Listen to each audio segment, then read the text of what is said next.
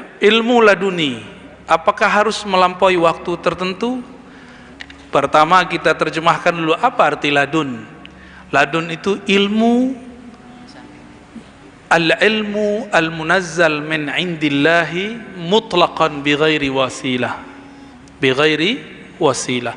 Ilmu yang langsung turun dari sisi Allah. Allah itu qadim. Bagaimana mungkin langsung menurunkan ilmu kepada kita yang hadis yang baru ini? Maka harus mengenal hembusan sang qadim di dalam diri kita.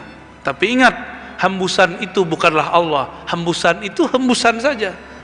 Cuma ada beberapa orang kebatinan membawa nama tasawuf, dikira di dalam dirinya ada Tuhan. Enggak begitu. Nafakhtu fihi min ruhi, aku tiupkan ke dalamnya hembusanku. Hembusan itulah yang ada di dalam diri kita. Hembusan inilah yang bisa menampung ilmu laduni. Jadi sebenarnya di saat ditiupkan di dalamnya sudah ada laduni. Jadi Allah meniupkan ruh hembusan itu, di dalam itu sudah ada ilmu. Maka yang disebut laduni itu mendownload ilmu Allah langsung dari ruh kita. Karena ruh kita adalah hembusan darinya. Paham? Jadi deket gak tuh? Kayak kita mau download sesuatu aplikasi di handphone, ada nggak Play Store-nya? Ya, tinggal pencet-pencet doang.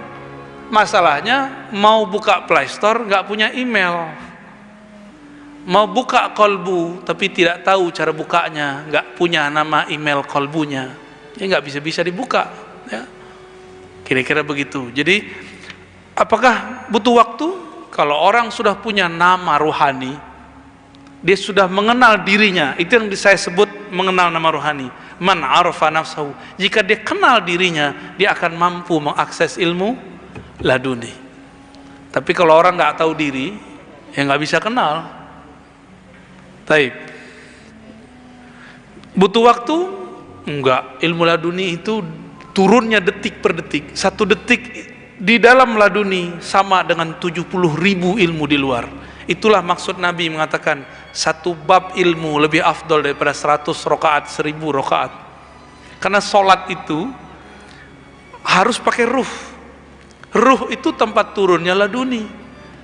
Maka orang yang nggak ngerti, kita lagi kajian subuh, masuk syuruk, dia sholat 2 rakaat, padahal kita masih kajian. Dia lupa, ngaji ini lebih afdol dari sholat 2 rakaat. Satu bab ngaji lebih afdal dari 1000 rakaat. Cuma karena beramal pakai nafsu, nyalahin Ustadz nih udah syuruk masih ceramah aja.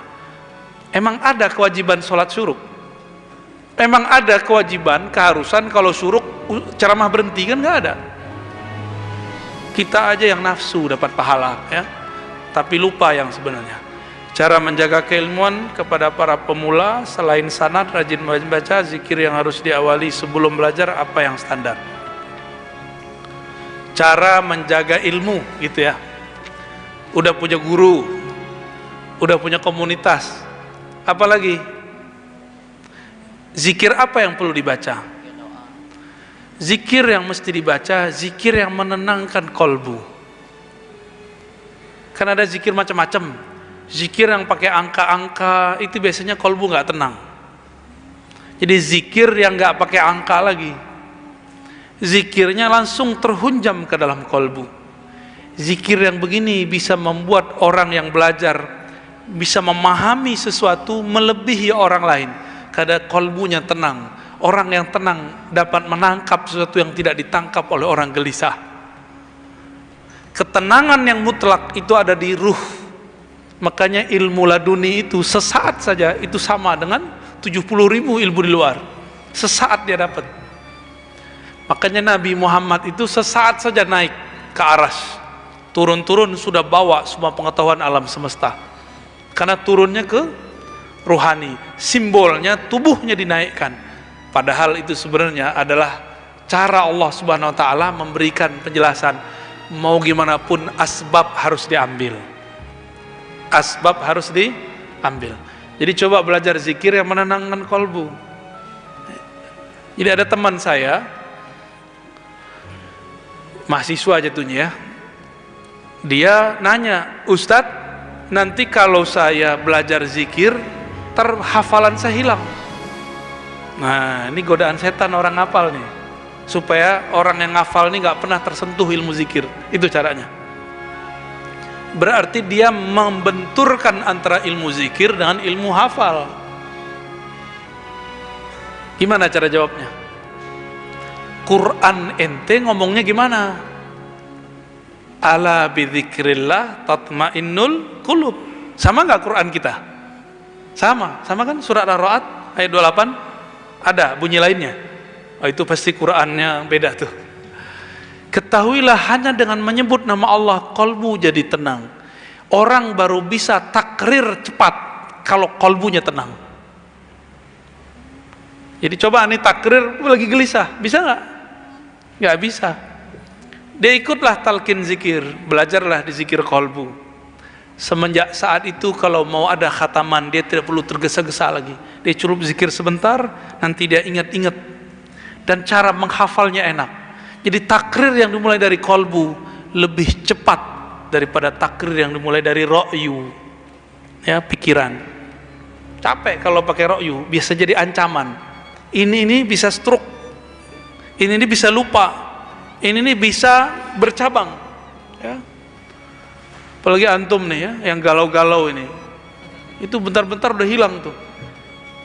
Jadi sebenarnya bukanlah maksiat yang bikin hafalan hilang, tapi pikiran bercabang. Maksiat itu salah satu yang bikin bercabang, gitu, ya. Bukan sekedar maksiatnya, tapi efek maksiat di pikiran itu. Maka Imam Syafi'i hilang hafalannya cuma dengan melihat aurat lawan jenis, karena waktu itu susah ngelihat aurat. Sekarang kita baru keluar, nggak perlu kita lihat lirik-lirik, dianterin itu ya. Mau gimana lagi? Ya, baru hafal kulhu langsung hilang. Nggak juga, nggak hilang-hilang kan kulhunya dari dulu, nggak hilang-hilang. Karena antum nggak pernah pecah fokusnya waktu baca kulhu, PD-nya bukan main ya. Kulhu Allah. Ya, jadi zikirlah zikir kolbu yang menenangkan hati, maka ilmu yang kita serap akan tersimpan dengan baik. Wallahu a'lam bishawab. Masih ada waktu. Assalamualaikum warahmatullahi Sambil berdiri wabarakatuh. Bapak, sambil berdiri. Ya. Wah, ini pertemuan yang pagi kedua. tadi udah nanya nih. Borong lagi nih. Ya. Begini, Ananda Ar-Razi. Saya sering dengar bahwa Islam itu terpecah menjadi 73 firqah. Bukan Islam, Pak, umat. Islam satu. Satu. Inna dina indallahil Islam. Islam satu, nggak pernah terpecah. Umat terpecah 73. Gitu firqah. baru benar. Satu yang benar. Sampai hari ini saya berpikir sendiri, mana yang benar nih? Semua ngaku benar. Walaupun ada hadis taraktum fikum amraini ma antadilu bihi ma abadan. Kitab Allah wah sunati. Tapi rasanya belum puas Pak Ustadz. Akhirnya saya membuat kesimpulan sendiri, pendapat sendiri, bahwa yang benar itu awaludin marifatullah. Man arafa nafsahu faqad arafa rabbahu. Nah, inilah aku pikir yang benar Pak Ustadz. Mohon respon. Siapa namanya Bapak? Bapak siapa namanya? Oh, Pak Ustadz tahu, Muhammad Johnson. Itu artis itu ya. Iya, Dia artis. terkenal sendiri tuh. Muhammad Johnson. Ya, saya garis bawahi Islam cuma satu. Umat Islam yang berpecah-pecah. Terus kita sedih, ya sedih. Tapi itulah kehendak Allah. Dan Allah sendiri mengatakan ada 3 ayat minimal di Quran. Ya, dan Allah cuma mengandai-andaikan walau syaa rabbuka la ja'alahum ummatan wahidah. Berarti Allah nggak menginginkannya. Allah tidak menginginkan umat ini satu. Dia hanya menginginkan dialah yang satu. Dia hanya ingin agamanya yang satu. Kalau selainnya, carilah Sang Maha Satu itu. Terus seumur Pak Johnson masih bingung mana yang benar. Ntar gimana meninggalnya Pak? Simpulkan sendiri, berbahaya simpulkan sendiri. Ini ilmu bersanad, nggak boleh simpulkan sendiri.